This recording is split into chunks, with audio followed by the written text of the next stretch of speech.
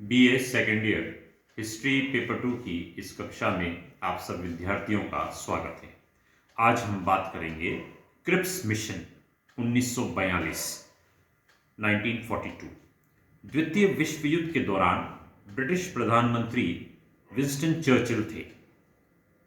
11 मार्च 1942 ईस्वी को चर्चिल ने हाउस ऑफ कॉमन्स में अपने विचार व्यक्त करते हुए कहा था कि जापानियों की प्रगति के कारण भारत के लिए जो भय तथा संकट उत्पन्न हो गया है, उसको देखते हुए हम ये आवश्यक समझते हैं कि आक्रमण से भारत की रक्षा के लिए हम भारत के सभी वर्गों को संगठित करें।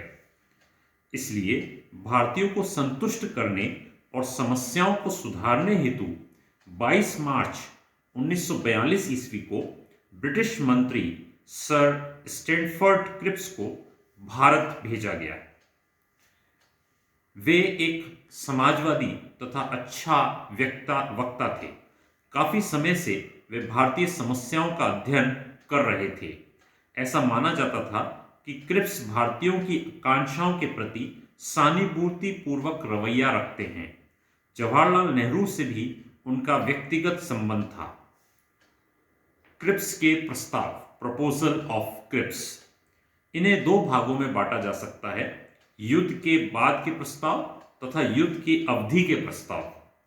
युद्ध के बाद के प्रस्ताव में प्रमुख था युद्ध के तुरंत बाद औपचारिक स्वराज देने का वचन किया गया था।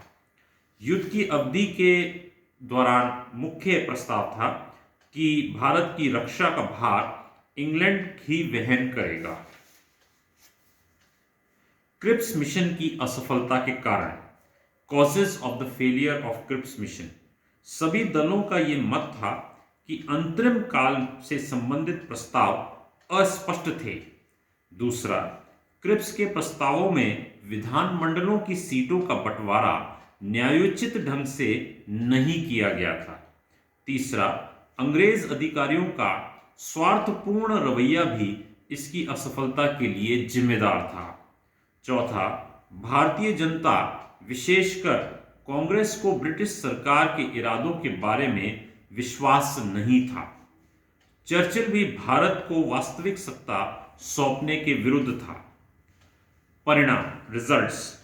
पहला प्रमुख परिणाम हुआ भारत छोड़ो आंदोलन, क्विट इंडिया मूवमेंट। क्रिप्स ने भारत से जाते समय यह कहा था कि भारतीय गतिरोध को दूर करने के लिए अब कोई बातचीत नहीं होगी। इस कारण भारत छोड़ो आंदोलन शुरू हुआ। दूसरा, रूजवेल्ट व चांग काई शेक के दबाव में कमी आई।